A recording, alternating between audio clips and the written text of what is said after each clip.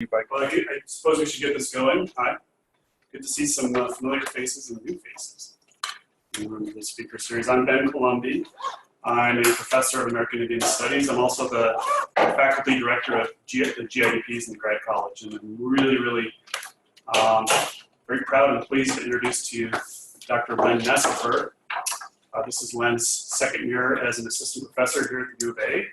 I've known Len for a couple of years before coming here with his work with one of my former graduate students, Tommy Jones, and he and Len have done various projects throughout Indian country, largely around renewable energy.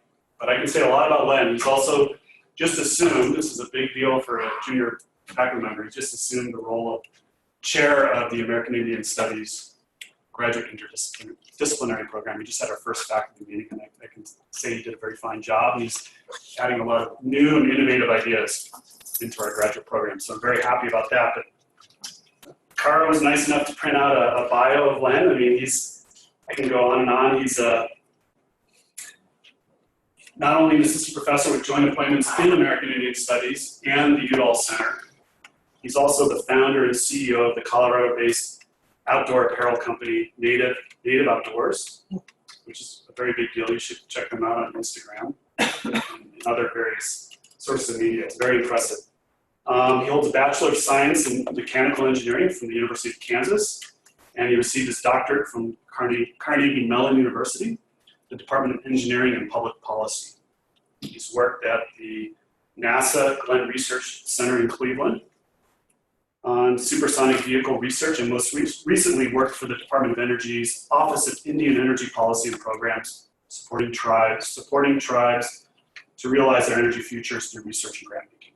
His research focuses at the intersection of indigenous peoples and natural resource management policy. His work also includes energy and water issues in the lower 48 and Alaska to outdoor recreation management policy. So in other words, he's not only doing energy work, water policy work, but he's also working with the outdoor recreation industry to engage in indigenizing that industry and bringing about awareness of how essentially people are recreating and are situated on indigenous lands. In his spare time, he's of course an avid outdoor and adventurer. He likes to climb rock and ice. Yep. Not much ice here in Tucson, but lots there of is rock. on Lemon. I climbed it last year. I believe it. He likes high altitude and ski mountaineering. He likes bike pack and to convey stories focused on environmental activism and indigenous history. These adventures are documented through his writings and photography, which has been featured in The Alpinist, Outside Magazine, The Climbing Zine. Yep. I didn't hear of that. Beside Magazine, Patagonia, the big outdoor company, The Cleanest Line, and various film festivals. So I also will say that besides his writing and his research, he's also an avid filmmaker too, and does documentary work. So I won't take up any more time. I want to welcome Len to. Yeah, thanks. I'm going to pass this around. There's an article I wrote on here that's kind of related to this. But I, just sort of a context and history, like why the outdoor industry, how did I end up in this from energy, working in aerospace and all of that. First of all, the aerospace industry, if you do work in that, you're sitting in front of a computer about 12 hours a day. So that kind of slowly became something I didn't like. So I ended up focusing on looking at energy and environmental issues in Native communities. And so I got to work a lot in tribes here in the lower 48 and also in Alaska. And so prior to coming here, that was a lot of my work was directly assisting tribes in their energy futures. And one of the things that was very clear was just the importance and connections to landscapes that define indigenous people. And so I had been, a cyclist, a mountain biker, a climber for quite a while, and I didn't really see how those two identities intersected until the fight over the Bears Ears National Monument really took hold in this December 2016 and December 2017. Who here is familiar with Bears Ears or kind of knows a little bit about the history? So for those that don't know, the Bears Ears National Monument was the largest national monument to ever be designated in United States history. So the law that allows that to occur is the Antiquities Act. So basically it's Congress carved off a piece of their authority, gave it to the president, and said you can sort of unilaterally protect areas for their cultural and archaeological significance. And so for the past 40, at least the past century, Native peoples around the Southwest and Southeast Utah have been trying to protect the 100,000 plus known archaeological sites in the region from theft and looting. And so starting in about 2011, 2012, the tribes came together. This was the Navajo, the Ute, the Pueblos, and the Zuni that came together and started formulating a plan to protect this. It was about, the original monument designation was about 1.5 million acres. And so they lobbied President Obama to protect this area, and it was passing, the monument was designated in December 2016, but one of the significant pieces of that monument is it wasn't just the 5 tribes that came together and brought this to fruition. They partnered with climbers, bicyclists, and the outdoor rec industry to basically collectively lobby for the protection of this area. The reason why this area was so significant, I mentioned 100,000 known archaeological sites in the original boundary, boundaries, but if you look at across all the national park units, it would have more archaeological sites than all of the other park units combined.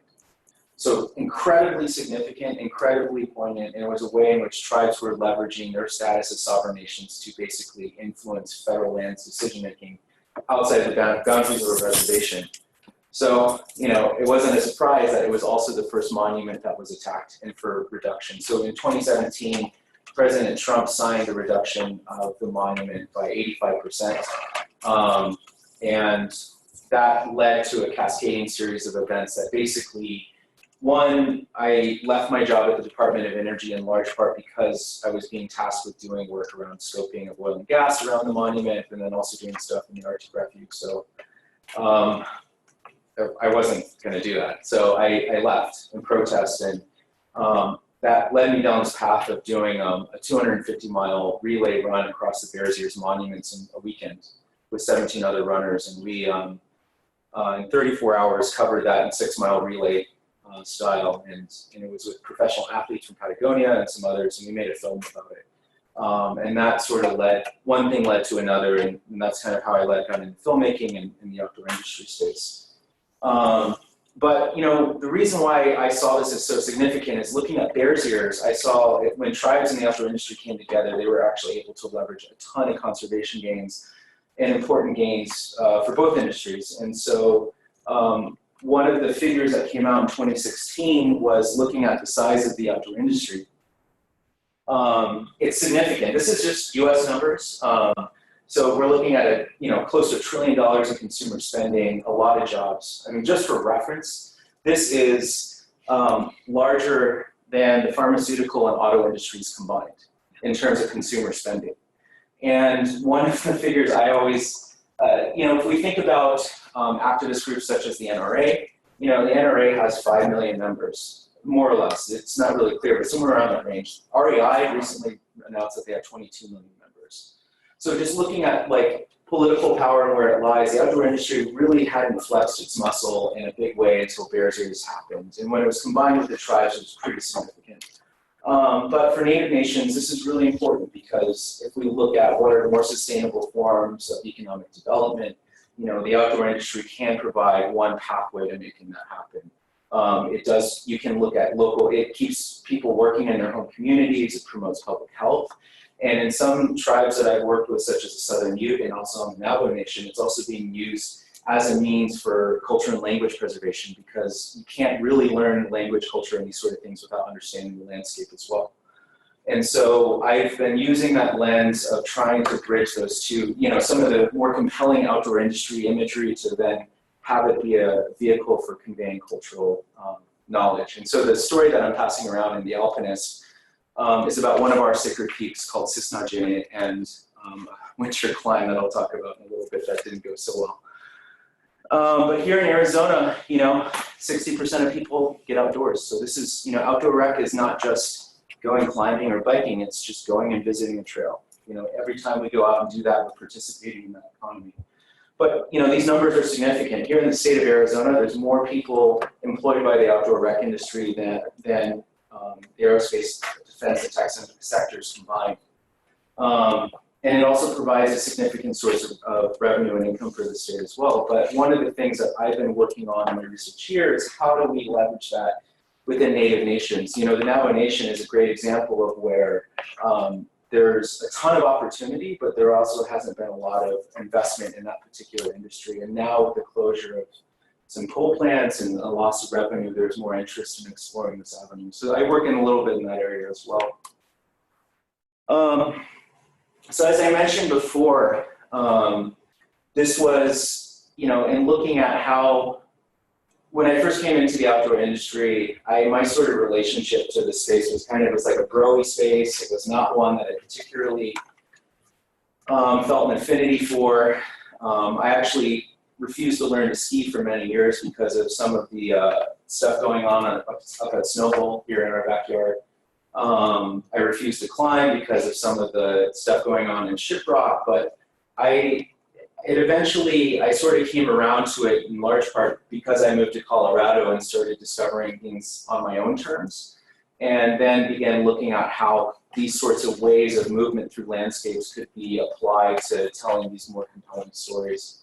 And, you know, to be quite honest, like in sort of my research and the things I've been working on now, I've been seeing like knowledge of how to move through landscape safely is TEK. It is a form of knowledge that is a very important part of how we as an indigenous people exist in the landscape. So in the Bears Ears region, there's evidence of the Puebloan people that lived in that area climbing, and they would use, they would make half-inch thick yucca root ropes, and they would do top belays to get into some of these more remote granaries. And so in that way, you know, that was how climbing was used as a means of movement through landscapes safely.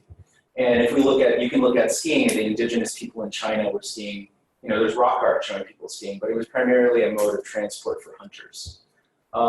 So I've been working on that quite a bit, and this is one of a partner I've been working with on a couple projects. We're actually working on a film related to the Peoplehood Matrix, and it's going to be a really interesting film. But she is probably one of the strongest climbers out there right now. Her name is Sarah Kirshner, but she's actually Nez Perce, and she's been doing a lot of work in the outdoor space. So she was a part of the Who's Seen Free Solo, that, you know, the free solo guy, Alex Honold, climbing up El Cap. She helped film that.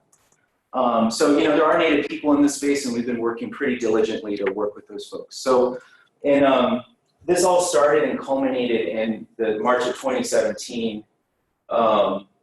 Sorry, this is actually March of 2016. I created first it started out as a media company and an Instagram account called Natives Outdoors, but in large part we started by telling the stories, indigenous stories of people being outdoors and how people are connecting to landscapes through outdoor rec. And in large part, it was reclaiming this narrative of what it means to be outside, and then also kind of giving, I would say, carving out a space for Native people to sort of have a place in this industry. And so we've since evolved to doing other things as well. Like one of them is, of course, we make films, we do media, but we've also ventured into apparel and soft goods. And in large part, that was in response to some of the work around, some of the practices within the outdoor industry around cultural appropriation. And one of the things is that there's a lot of critiques of the practice, but there hasn't been like necessarily an alternative presented of how do you actually work with Native artists and Native athletes and Native people in a way that isn't extractive. And so we do a line of clothing and other things as well, and we work with Native artists in creation. And a portion of our profits under the B Corp model means that we have to basically give back to our communities. And in large part, you know, there was a couple motivations there. The state of Colorado has a benefits corp law that basically means that we are a for-profit corporation, but we do have to maintain sort of our standards of social and environmental impact. And so we, of course, make sustainable products, but also in sort of our giving, we're very deliberate in supporting Native organizations that focus on culture and language revitalization, as well as getting folks outdoors. So that's kind of one of the projects I've been working on for quite a while. And it's been really interesting just to see, you know, what the internet can bring, and just like the people that came out of the woodwork. I actually met Tara Kirshner through that way, but there's also a number of other Native artists and athletes that have just really shown sort of the excellence that exists in our communities. So a little bit about what a benefit corporation is. Patagonia is kind of the most notable benefit corp that's out there. But basically, we have a set of standards that we have to adhere to, both that have an environmental and societal impact. And unfortunately, here in the state of Arizona, that legislation doesn't exist. So we are still continue to incorporate in the state of Colorado as well. So this is some of our early products. You can see our hat and the chalk bag.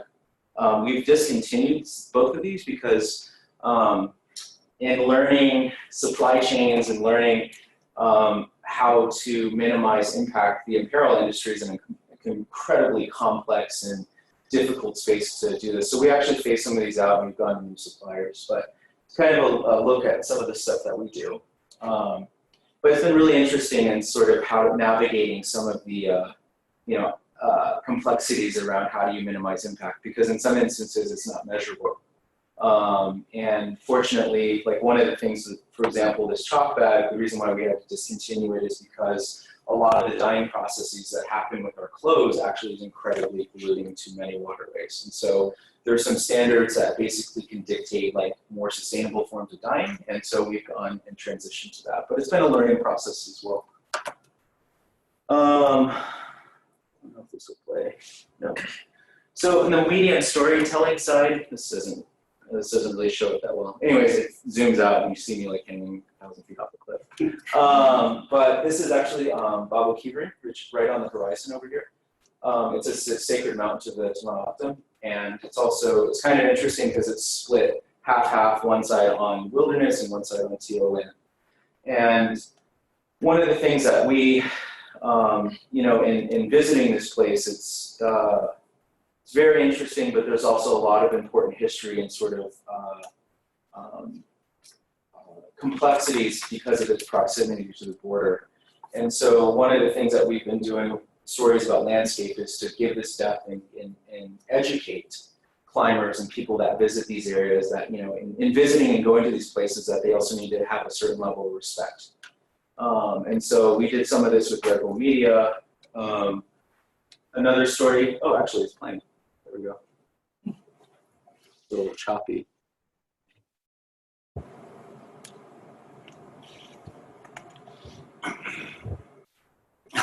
Just keeps going.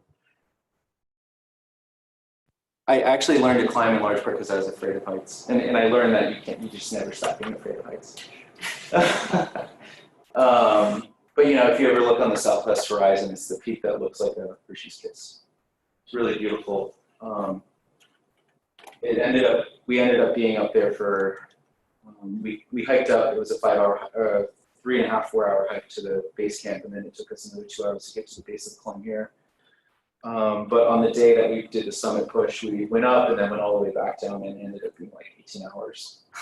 So we were pretty haggard, and I still have scars on me from the desert plants out there.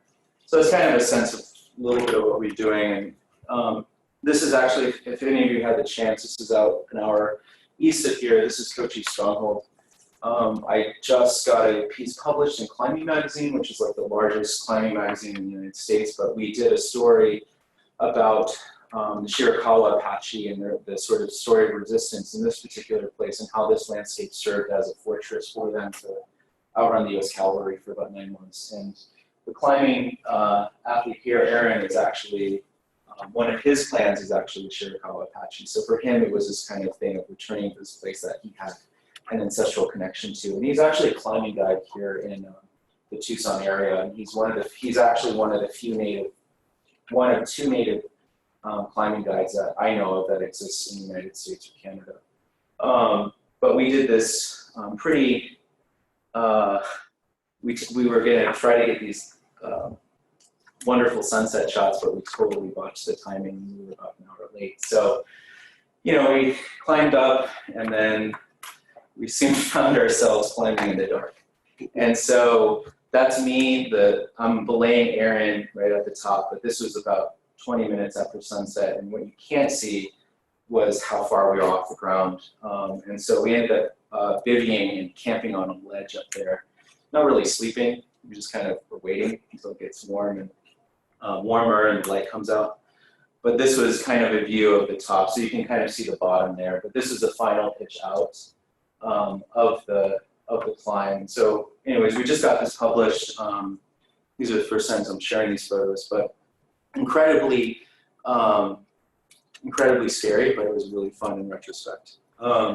So we work on that media storytelling part, and then the other sort of component that I've been including in this work has been to further solidify the connections between the outdoor industry and tribes. You know, Bears Ears occurred, but you know, as with any sort of alignment and interest, it takes a lot of work to maintain that. I was before Brexit was happening and all of this in the UK, I was giving the example of how the European Union uses economic integration to promote stability, but there's historically been a lot of conflict between Native people and the outdoor industry. We can look at climbing, we can look at skiing, we can look at a multitude of things. But at the end of the day, one of the things that happens is that that sort of fracturing of support for protecting natural spaces can also really damage sort of the common interests that the outdoor industry and tribes have. So we have been bringing together tribal leaders to discuss sort of how tribes can desire to participate in the outdoor industry and how the outdoor industry can be better partners with tribes on land and conservation issues that affect them both. So we've been working with the state of Colorado at the Outdoor Industry Show, and this year we actually, it's the second year that we've done it, and fortunately the state's very keen on continuing this conversation. The last sort of area that I more recently started working in is Alex Honold, the guy that did the free solo film, you know, basically climbed Yosemite at 3,000-foot face without a rope. He lived in a van for about a decade, but for about the entire decade and up until recently, he's been putting away about half of his income for over a decade, so that he could start a foundation specifically working on using renewable energy to promote equity. And so he's funded a number of projects on Maui Nation, in Botswana, Rwanda, and most recently we've been working in Detroit and doing solar installs in inner city Detroit, and then also Puerto Rico. One of our partners in Puerto Rico was in response to the Hurricane Maria, basically took out, you know, most of the electrical grid of Puerto Rico for close to a year. And there was the installation that was funded through the Honold Foundation was the one place that had electricity in the town that we're in. And so it served as a way for people to refrigerate their insulin or charge their cell phones, etc. So, you know, in sort of bridging that gap, you know, this kind of was one of the things that really brought together sort of the experience of working in energy, the outdoor industry, and then also working with tribes. So it's kind of an interesting space with the foundation. But yeah, it's been really cool. They're doing some good things. But the one thing I'm going to talk about today is more of a project I've been working on this summer about telling sort of using this outdoor industry lens to tell a compelling story about cultural and cultural traditions tied to landscapes, but also sort of their intersection with environmental and water issues in the West. And so this summer I climbed all 4 of our sacred peaks yet again. Some of them are quite burly, but we're creating an interactive website and a way for Native kids to basically, or Native people or Navajo people being able to visit these mountains using 360 cameras and that sort of thing, as a way for people to engage in these landscapes and better understand what their significance are culturally, some of the environmental challenges there, and then just also having a compelling story for non-Native folks to understand why these areas are sacred and their significance around them. So the magazine that I passed around, the story, that was actually the genesis of this project. Back in 2017 in January, I decided, I approached a pro skier friend of mine about doing this story about how do, you know, someone like him, a professional skier, really concerned about environmental issues, but also has a very vastly different way of relating to landscapes than I do. For me as a native person, you know, in the same space, how do we sort of bridge that divide, and like how do we talk about stewardship and conservation in sort of these complex environments? And so we went up Blanco Peak. We tried to go up Blanco Peak in the middle of January. We got about 3 feet of snow dumped on us. We didn't have skis. It was horrific. But this actually was from a class. But this is kind of gives like, you know, this is from this summer, but this is the Blanco Little Bear Traverse.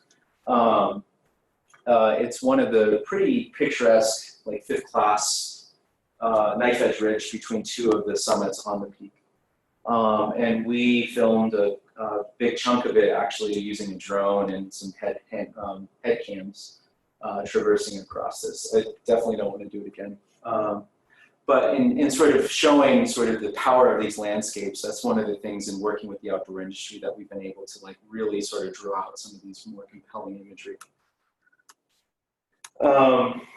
One of the things that I've always, you know, in looking at sacred mountains, like mountain landscapes are often the centers for conflict in the world. You know, you can look at, I believe the figure is 2/3 of the world's armed conflicts happen in mountainous regions. And there's a variety of reasons why that exists. You know, there's physical, cultural, and economic factors that can basically, isolation that can basically fuel some of these conflicts as well.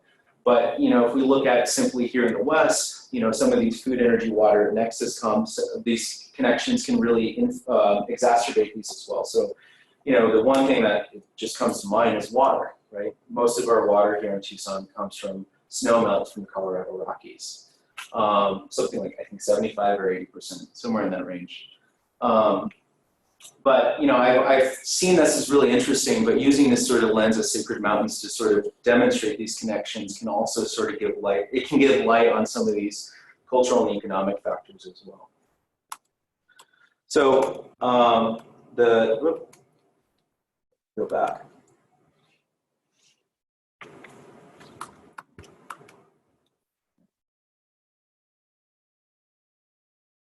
So our sacred mountains, you know, this is a, stop sharing.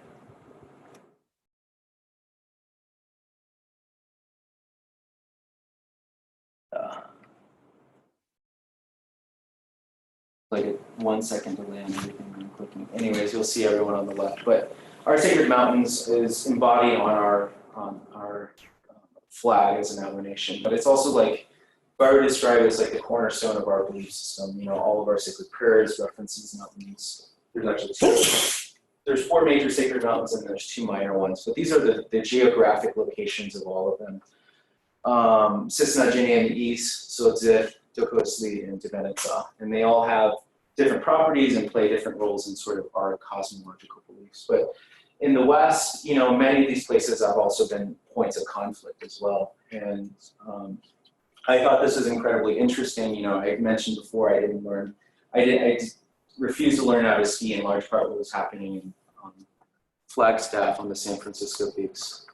That's since changed. But as I mentioned, you know, these mountains serve mnemonic roles in sort of referencing teachings or cultural thought. Our entire education system, for example, is based upon these 4 sacred mountains and like ways in which that occurs. Medicine that's gathered there. That was one of my first connections to these places, was spending time with my grandfather, who was a traditional medicine man, and basically going to these places, you know, renewing our medicine bundles, collecting herbs, etc. But all of these mountains are no longer located on tribal land, so there always becomes a sort of point of conflict in how they're managed. And you know, for me, one of the things that was really poignant was how in our medicine bundles, or our healing bundles, we get dirt from each one of the sacred peaks, and they're at the bottom, and that's how you know it. But it's always sort of this reminder that healing happens through the mountains, and our sort of connection to them is always a reminder there. But one of the things is that I think in sort of looking at mountain photography and like how do you convey these stories, I think the power of these mountains really, it's kind of, I felt, has been missing from some of the storytelling that occurs in outdoor media outlets. And so so anyways, this was from part of that climb as well. This kind of gives you can't really read this, but each one of these mountains has a ceremonial name, a color and a direction, the way it's fastened to the earth, and like a piece of the creation story of what that particular mountain is supposed to remind us of. This was from, in that Alpinist article, before we climbed this mountain, there was no snow on it. And we got up, so Blanco Peak, cisnow ginny. Blanco Peak is this peak here. It's 14,000 feet. It's about 20 miles round trip, and about 6,000 or 7,000 feet of elevation gain. So it's a 2-day thing, and it's pretty hard to walk after that. But we decided against taking our skis because there wasn't enough snow, and there was projected about being about 4 inches of snow, but we didn't realize that we were in a valley, and all of the snow from the other valleys was getting wind blown on top of us. So we had about 33 feet of snow that came on us, and it was a pretty treacherous ride out because there's on the way back there's about 8 avalanche paths that was basically filled to the brim, and we had no avalanche gear, no skis, and so we had to basically traverse it and using ropes to keep track of each other in case anything would happen. So anyways, it was kind of a mess, but it was a really poignant story because, for Brody, as I mentioned before, the pro skier, he was very objective oriented and wanted to, quote, sort of conquer this mountain, but in this particular instance, the mountain conquered us. And I think that was very helpful for sort of drawing out those differences in our relationships to these landscapes. Mount Taylor, just looking at some of the issues around there, this is a place where a ton of uranium mining has occurred. It's also, there's some renewable energy developments that happen on some of the eastern flanks of the mountain that were incredibly contested. But it's also a mountain that shares significance among many tribes. And so this is actually in New Mexico this past winter. And then Doko Asli, the San Francisco Peaks, as I mentioned before, this is a peak that's sacred to 13 tribes, I believe. And one of the things that's been occurring on this mountain has been the use of artificial snow on the ski area that's there. And this artificial snow basically is made from lightly treated sewage. And so there's concerns there about exposures to pharmaceuticals and traditional medicines, and not only for the Hopi, for example, this is also kind of a Kimberlin god, which is problematic in itself. And then Tibetan, this is the the northern mountain. But in this particular range, there's been an incredible amount of mining that's occurred in these hills. A lot of abandoned mines, and more recently there's been proposals to frack areas in around the mountain as well. And of course, these are the 2 minor sacred peaks as well. And you can see with cisnow ginny, you can see the line of fracking wells all around this area.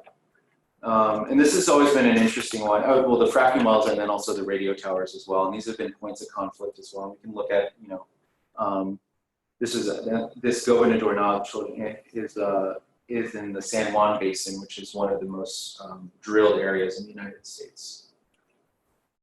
So what's the connection here? I've been kind of alluding to this for quite a while. One of the things, this is from our field descent. This was the next morning when we went out and we're like, oh, let's see if we can go climb it. And then we set off an avalanche, which is never fun. None of us got caught, fortunately. But it was, 1, a reminder of the power of this place, but 2, this was one of the few snowfalls that occurred in this mountain in this year. This was one of the driest years in Colorado recorded history. I believe in that entire year, only about 60% of average snowfall fell. And so we happened to catch one of them. But one of the analogies that has always been given about mountains is that they're effectively like water towers. They serve as these repositories for snow that then it's supposed to slowly melt off and then bring water down to Colorado, which we use here. So being at the headwaters has its significance as well. This was up in that summit on Dokosli. So one of the stories that I recently did that I'm working on is I took a couple professional skiers and athletes, and we basically went up Dokosli using like human powered. So we basically can attach these things called skins to our skis, and we can walk up the mountain. But we walked up the mountain and completely avoided the ski area there. And one of the things that we wanted to capture is that this mountain in particular, by 2050 is going to start having a thing called snow droughts, where rain in the middle of winter, rain will fall instead of snow. And so these sort of water tower, this water storage that occurs through the snow will no longer happen, and that's going to have significant impacts not only on indigenous people, but also on the water table and watershed in the region as well. And so we went up, again, in one of the deepest snow years on recorded record, and in large part to capture some of these images that probably won't be captured again in our lifetime. There's me freezing. You can see some of this frozen breath on my hair. It was incredibly, it was really bizarre because it was kind of this, it was complete whiteout, snow and blowing snow and 60-mile-per-hour winds. But we kept thinking, are we really in Arizona? Like it was so bizarre. But we were able just to tell the story and then also begin to educate some of these more influential athletes on the importance of one, this sacred mountain, but also the impacts that climate change will have and the conflicts that will be created by things such as artificial snow.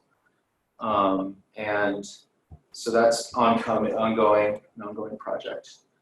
But this sort of analogy as mountains as water towers, here in the West, 75% of our water that we rely on comes from snowmelt. And as the average temperature increases and weather patterns change, this is going to become far less reliable. And it's going to impact us, especially here in Tucson. And so by telling some of these stories and how the sacred mountains intersect with this is going to be a key part of that work. So, there's a number of factors that impact, snow's a complex thing, of course. But one of the things that, in the ski world is they call this sort of real light powdery snow, champagne powder. And then, it's very light, but it's not very dense, and it's not very, it doesn't have a high water content, whereas you can go to the Pacific Northwest, for example, that's very coastal, and you get this stuff that's literally like concrete. But it speaks to, one, how different geographies can influence the amount of water that's stored in these mountain landscapes, but also how differently they can make the skiing experience. Up in Colorado, this was this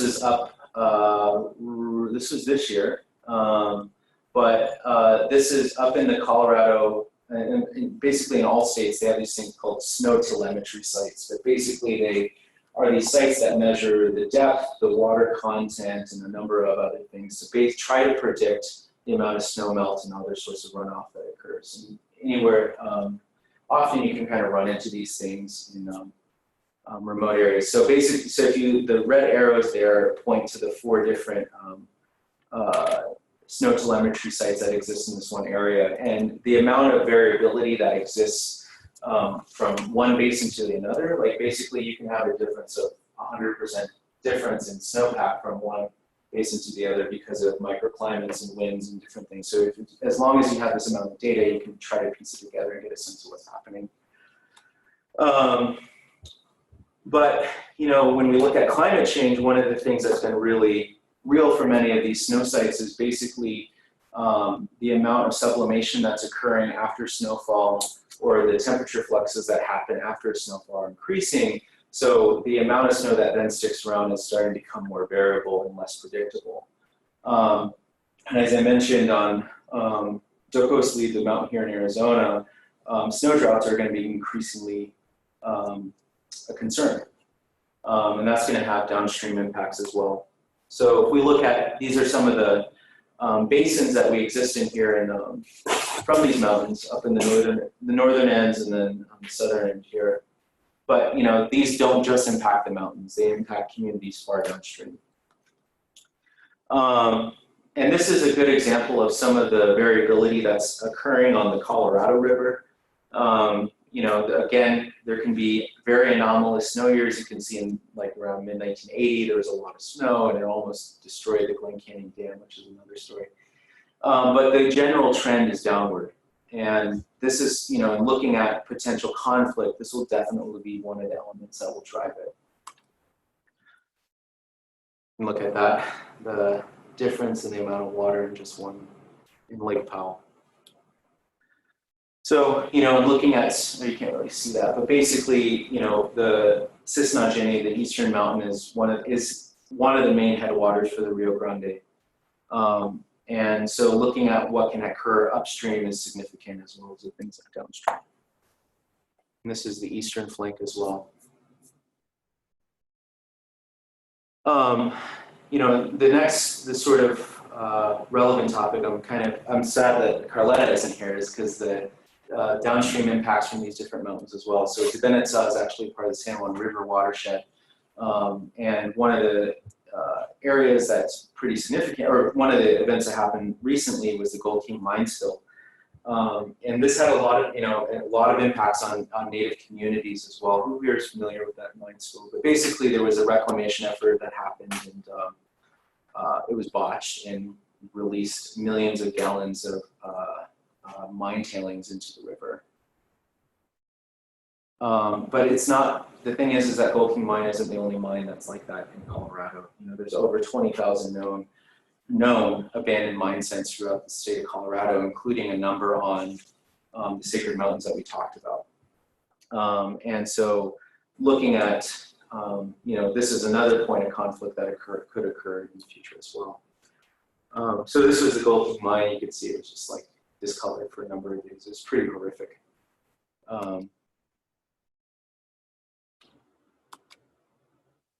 And then looking at snowball, you know, this was a big part of, again, water management and recreation management question, but climate change is forcing a lot of ski areas and ski resorts to rely on artificial snow. I believe the number is 92% of ski areas in the United States rely on artificial snow these days. So it's pretty significant, and it's a very common practice, but how it occurs also needs to be cognizant of some of the cultural impacts as well.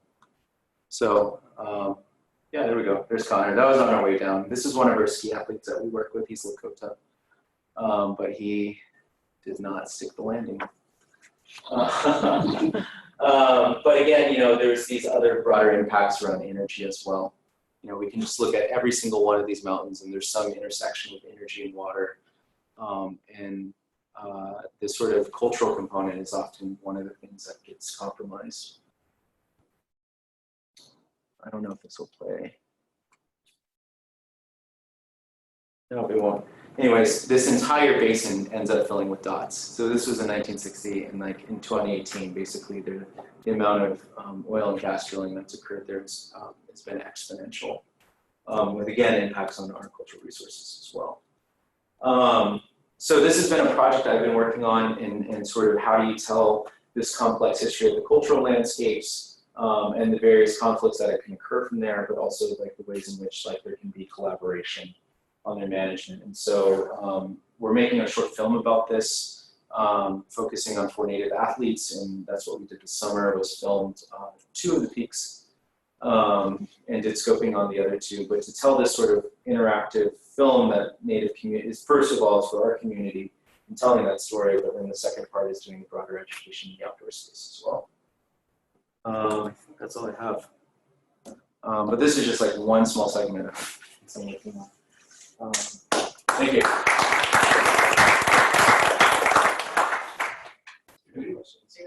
All right. We have time for questions for Len, so please feel free to. Oh, you're stretching? No, I have a question. Yeah. So here at U of A, there's a lot of people working on reclaimed water and from wastewater and understanding its quality and public perceptions of it. I heard you call it lightly treated. So I've heard that maybe it's more than lightly treated up there, but regardless, I'm curious, I mean, maybe just having artificial snow on that mountain is objectionable. So how do you think the quality of the water really is a component of the issue there? I mean, it's just, in my opinion, it's just a flashpoint for a lot of the frustrations. I think in many ways of being dispossessed from land and its management. And like the ski area and then also the Forest Service has not done a very good job of engaging.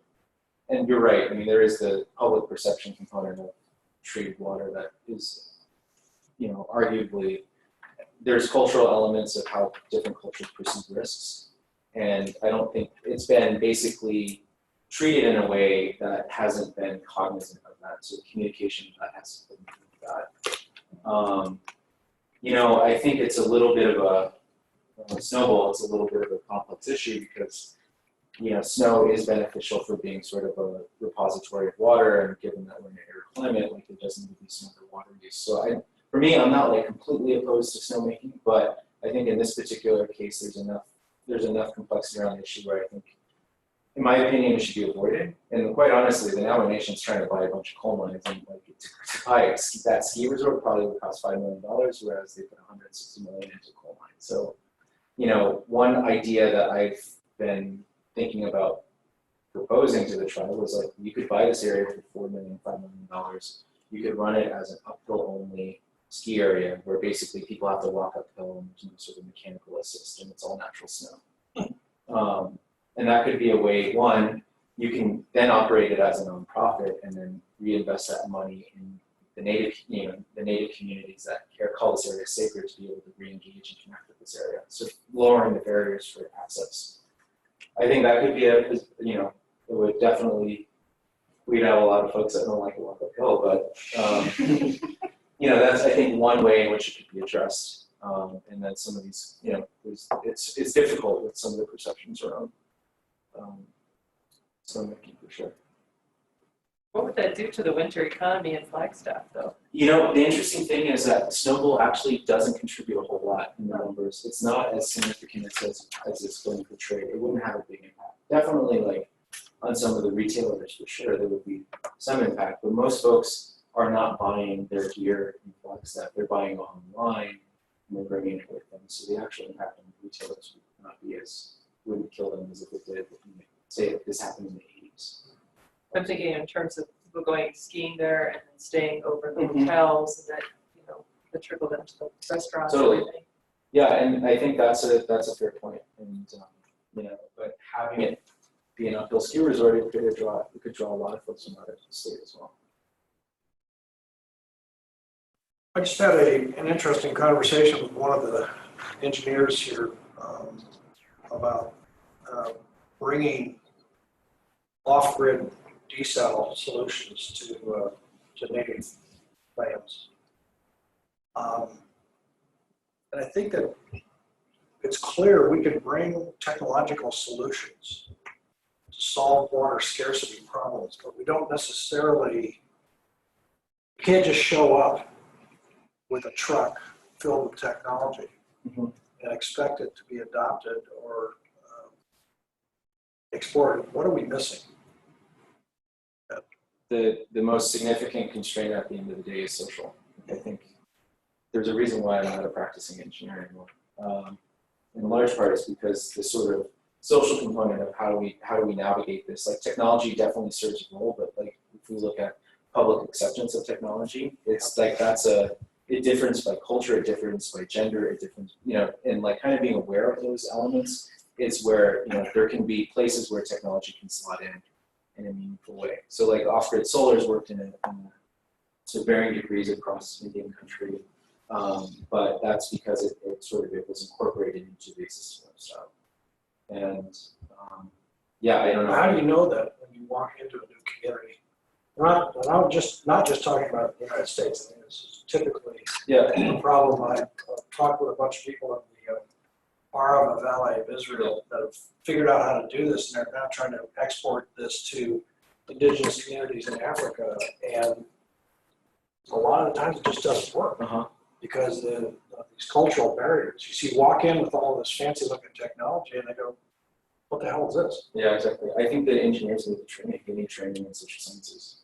And it's like, I mean, for me, what changed the equation in my own thinking was when I went to, doing grant programming, took a class in social and cultural perceptions of risk, and just like how different that is. And especially if we're talking about technologies and environmental issues, often we're also talking about managing the risks associated with it, whatever it might be.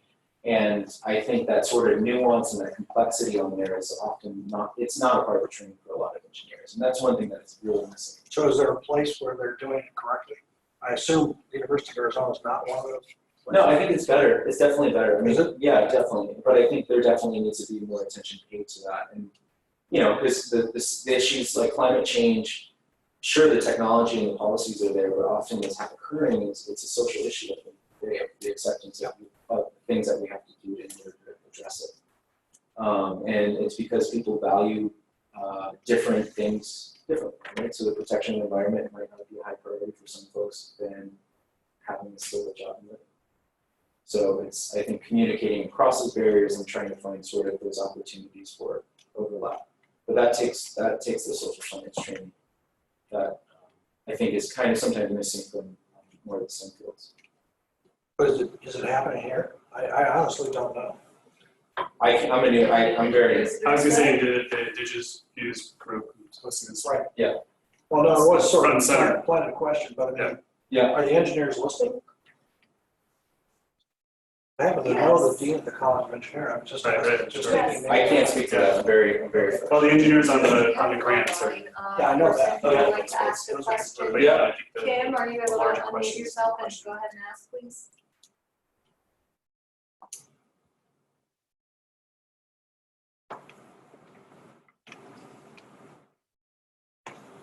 Hello? Hello?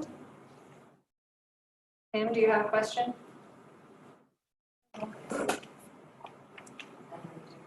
I have, I think, 4 engineering students enrolled in my traditional ecological knowledge class this year. And so we'll talk about the intersection between engineering and traditional knowledge. It should be very interesting. Yeah, I absolutely agree. I mean, I'm coming from a background of 45 years of being a technology geek and never once thought about the cultural implications of anything we developed. No, there's lots of them. Well, no, I get it. I absolutely get it. I'm just thinking about how much is in my rearview mirror. Where, So can you guys hear me now? Yes. Yes, we can. Oh, okay. Was that Neil talking? yeah, where are you? Why aren't you here? I'm in my office. So anyways, I had a question. Thanks, Len, to start with. That was very informative. That was cool. Now I'm going to show how naive I am about some of the research and things that was done. So as you did all this and you've learned all these types of things, in terms of like scientific literature and so forth, like how can some of what you've learned be like integrated into, hydrological literature and things like that? Is that possible at all to do it in that way? I mean, can you integrate what you've done into journals and things? I mean, to varying degrees. I mean, one of the areas I've been working on is sort of influencing public discourse and information around these issues. I mean, one of the things that especially around the skiing, like a few of the projects that the photo that I showed about the snow telemetry sites, I was going out with some snow scientists and hydrologists from the CU Boulder just to see how this process happens. And in large part, it was to basically then translate this information to a public-facing communication. Because if we look at public perceptions of risk, like we have to be very careful about how we communicate the risks, how the science is done, because it can easily be, sway public opinion in a way that basically is not consistent with the science. And I think a great example of this is around climate change. I think a lot of the communications around climate change hasn't taken into account, historically, didn't take into account the ways in which we as humans perceive risk. Specifically, like the fact that we undervalue risks that are no longer in our lifetime or that are far out in the future. There's ways in which, my opinion, and from some of the other literature in the psychological field, basically said scientists really botched this. And a lot of the sort of conflict that we have today over the validity of the climate science in large part was seeded by some of that poor communication. And I think around water issues, like definitely like there's elements that could be introduced into the hydrological journals or whatever it may be, but you know, if we look at how policy occurs, a lot of that also happens through public opinion and public perception of what's acceptable. And so how do we communicate, you know, some of these complexities around snow science and like the fact that, you know, we're going to have water issues in the future. That also involves a lot of public education. So that's a lot of where my work has been focused. So then translating that into a journal, it's like, how do you do this in a way that is actually meets people where they are is like the sort of area where I'm working on in terms of that communication. That makes sense? Right, and how can we build on the scholarship of the teams that we formed and stuff like that to inform the literature? That's kind of what I was thinking of as well. So I was just curious. Thank you. Yeah, totally. And a lot of this work around the snow science and stuff is being informed by literature. It's been translating it into an audience that might not necessarily have access to Elsevier or whatever it may be. Okay, thanks. Final question, anyone? Question. I don't know if this happened for you or if this was something that you experienced, but as you were growing a relationship to and prior to building that relationship to like outdoor rec, did you have like any ethical issues with those companies like Patagonia, and like how did you, like if you did, how did you resolve them, or are you still dealing with them? Like in regards to the way that they've interacted with indigenous communities? I would say, I mean, for much of my life, I could never afford Patagonias, and I didn't know what it was, so yeah, it wasn't on my radar. But, you know, especially like great examples like climbers. Like in my home community in Shiprock, the Shiprock was actually an area that was climbed quite a bit, and it's a, you know, 2,000-foot monolith. You can see, like, now I can understand why people want to climb it, but at the time, you know, it was a lot of folks going out there without permission or doing things to the rock that was permanent, like drilling bolts and things of that sort. And for quite a long time, you know, in learning about the history of mountaineering and climbing, in many instances, that sport was also inadvertently became a tool of colonialism. So a lot of mountaineering that occurred in the Himalayas, the same now sort of created the British Empire and used to invade. So, you know, there's complexities around that history, but what changed it for me was learning sort of my own people's relationships to these landscapes, and that climbing wasn't necessarily something we didn't do. We did it when we had to. But it was sort of forming that relationship. But the other was just kind of discovering it on my own terms and not sort of, I don't know, like consuming the same media in the same way. It's just finding it on my, you know, doing it for myself because I wanted to, not because, I don't know if that makes sense. But yeah, it's still there. And there's also, you know, a lot of issues around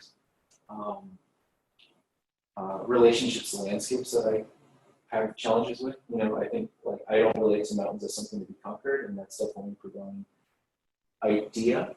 But you know, I think it's also trying to like carve out that narrative that fits where I come from, and that's largely what I've been trying to do through that work. Very much. So thank you everyone for joining us today. Before you clap, let me just say that the University of Arizona Sloan Indigenous Graduate Partnership and the Indigenous Food, Energy, Water Security, and Sovereignty programs are collaborating this entire academic year to bring a monthly seminar called Native Voices in STEM. And so I want to thank Dr. Len Necefer for being our first speaker. I have not confirmed our October speaker yet, and I apologize for that, but you will be hearing from me as soon as I do have confirmation for our speaker and our date. So thank you, Len. Thank you. Are we marching on to? So we are open for happy hour at this point. We can mingle here if you'd like, and we can always head over to Gentle Ben's, which is an INDIGE-FEWSS favorite. We did. That's how we do it.